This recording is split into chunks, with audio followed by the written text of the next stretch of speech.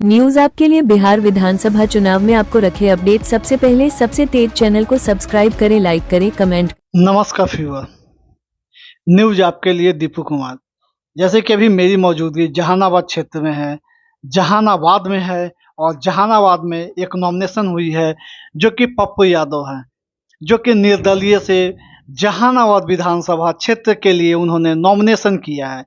पप्पू यादव के बारे में कहा जाता है कि वो राजद के यानी आरजेडी के बहुत ही अच्छे कैडर नेता थे, कैडर लीडर थे और बहुत ही अच्छे वो राजद के समर्थक भी थे, कट्टर समर्थक थे, जो कि पता नहीं किस कारणवश उन्होंने राजद से बगावत की और आज खुद नॉमिनेशन फाइल किया है, जो कि जहानाबाद विधानसभा क्षेत्र के लिए है और वो निर्दलीय चुनाव लड़ने का फैसला कर लिया है।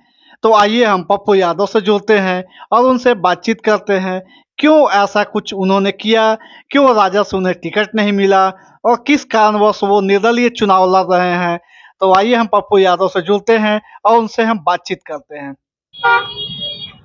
पप्पू यादव जिंदाबाद जिंदाबाद जिंदाबाद, पप्पू यादव जिंदाबाद जिंदाबाद जिंदाबाद। आपका विधायक कैसा हो, पप्पू यादव जैसा हो, आपका विधायक कैसा हो, पप्पू यादव जैसा हो। पप्पू यादव जी, आज आपने जहानाबाद के लिए नॉमिनेशन दिया है, क्या कुछ चुनावी मुद्दा होगा आपका?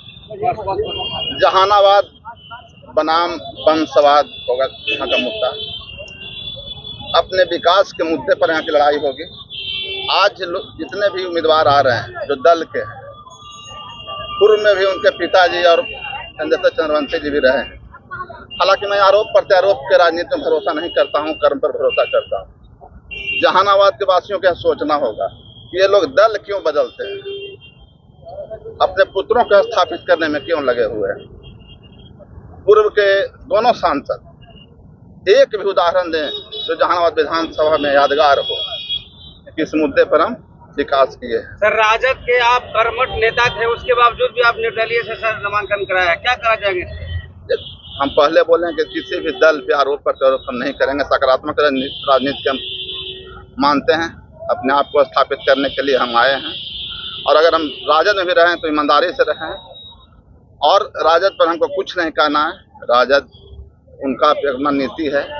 हमको अभी लगा चाहे दल कोई हो, वर्तमान राजनीतिक परिवेश में जो पुत्रों का स्थापित करने का जो तरीका चल चुका है, मैंने पुत्र को सेटलमेंट करने का जो सिनर्जी चल रहा है बिहार में, हमको इससे खेद हुआ और हम सोचे कि चलते हैं जनता की अदालत में।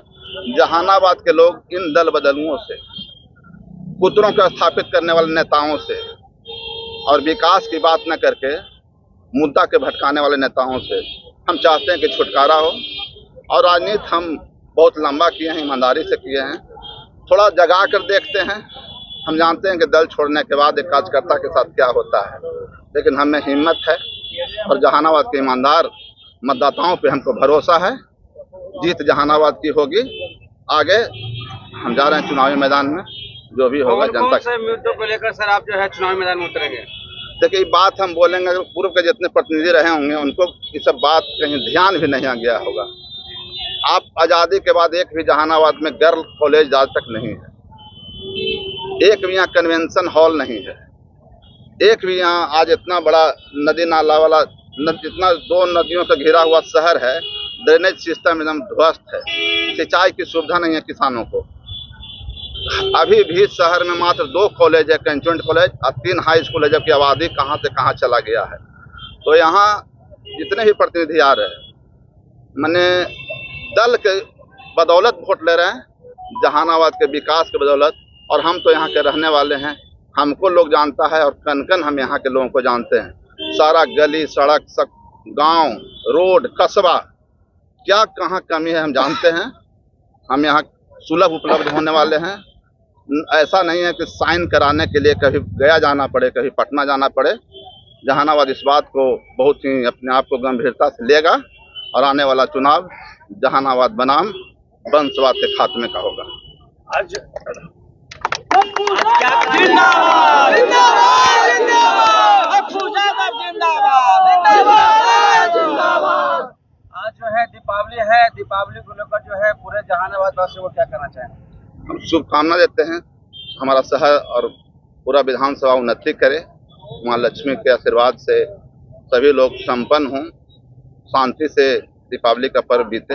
इन्हीं शुभकामनाओं के साथ मैं लोगों से अपना आभार प्रकट करता हूं और आशीर्वाद मांगने चलता हूं। सभी पार्टी जो है युवाओं की बात करती है, आप जो है युवाओं का जो है वोट कैसे लेंगे और किस प्रकार से जो है अपनी ओर आकर्षित करेंगे? युवाओं की बात सिर्फ करता है, युवाओं के लिए करता क्या है? हम अभी बोल रहे हैं जी बिल्कुल कि अगर युवाओं की बात करता तो जो यहाँ से 28 साल 25 साल 30 साल से जो वर्कर है, जो झंडा टांगा है, जो सर्वे पर इंतजार कर रहा था कि सर्वे में हमारा नाम आएगा, अपने आप को दोपहर में, ठंडा में, गर्मी में, गांव-गांव में जाकर के पार्टी का काज कर रहा था, सर्वे में किनका नाम आया, कहां से टपक गए, कितना दिन झंडा टांगे थे हमारे राष्ट्रीय जनता दल का। इस बात का जहानाबाद के वासी लोग गौर करेंगे कि इन दल बदलने वाले और पुत्रों को स्थापित करने वाले लोगों से विकास की अपेक्षा नहीं की जा सकती है। उनको विकास होगा, उनके पुत्रों का विकास होगा और जहानाबाद का विकास नहीं होगा। जहानाबाद जैसे का तैसा ही रहेगा। इन मुद्दों से हम जहानाबाद को भटकाऊंगा और यह संघर्ष मेरा अनवरत चलते रहेगा जब तक ऐसे दल बदलुओं को, जब तक ऐसे अपने पुत्रों को स्थापित करने वालों को, चाहे बिहार में, यहाँ ही कहीं बात नहीं है, बिहार में बहुत जगह देखिएगा पुराने नेताओं के पुत्र ही चुनाव लड़ रहे हैं, चाहे इस दल से हो चाहे उस दल से हो। इस मुद्दे को लेकर के हम जाएंगे और जहानाबाद की समस्या को हम रूबरू जानते हैं और जहानाबाद के लोग हमको भी जानते हैं। जितना हो सकेगा हम सार्थक कदम के साथ चुनाव में जाएंगे। जीत हार की चिंता हमें नहीं है। चलते चलते एक आखिरी सवाल होगा कि आप चुनावी मैदान में उतरे हैं, वो भी निर्दलीय उतरे हैं, बिना दल के उतरे हैं, तो आप बिहार विधानसभा चुनाव को कैसे देखते हैं? क्या आप परिवर्तन करने के लिए उतरे हैं या फिर जो बैठे हुए उन्हीं को बैठाएंगे? पूरे बिहार विधानसभा को तो हम नहीं परिवर्तन करने के लिए उतरे, लेकिन जहानाबाद में हम जन जन तक जना देंगे कि जो भी जनप्रतिनिधि बन रहा है एक भी आपकी बात नहीं करता है। दर्जनों गांव हम अभी जुड़ा सकते हैं कि पूर्व के प्रतिनिधि वहां गए भी नहीं होंगे। वोट लेकर के कभी पटना है तो कभी कहीं है, कभी कहीं है। उनको गांव के लोग अभी तक देखा भी नहीं होगा, कई एक बार वोट दे चुका है। इन बातों को हम जगाएंगे कि ऐसे प्रतिनिधियों को वोट मत दो दल के नाम पर, जो आपका बीच हो, आपके बारे में जानता हो। आज समस्या कितना है, कभी खाद की किल्लत, मोटरसाइकिल चेकिंग, कभी दाखिल खारिज के नाम पर तबाही, थाना में तबाही। तो जनप्रतिनिधियों का नैतिक अधिकार रहता है और संवैधानिक अधिकार भी रहता है कि वह जनता की बातों को किसी भी प्रशासन से बेरोक ठोक कह सकता है। उस बात को कहवाने के लिए लोगों को बाहर जाना पड़ेगा। हम ये बात बताएंगे कि जो जहानाबाद का बेटा हो, आप लोगों के बीच में सरल उपलब्ध हो, वैसे प्रतिनिधि को बनाएं। हमको बनाए चाहे मत बनाएं, लेकिन वैसा प्रतिनिधि का आप चयन करें जो आपके पास सहज उपलब्ध हो, आपकी नीतियों को जानता हो, आपकी सच्चाई से वाकिफ हो और आपके दुख में हमेशा खड़े रहने वाला हो, वैसा प्रतिनिधि चुनिए। धन्यवाद। आपने सुना पप्पू यादव ने क्या क्या कहा। आपने हमारे चैनल को सब्सक्राइब करें, लाइक करें, शेयर करें। धन्यवाद।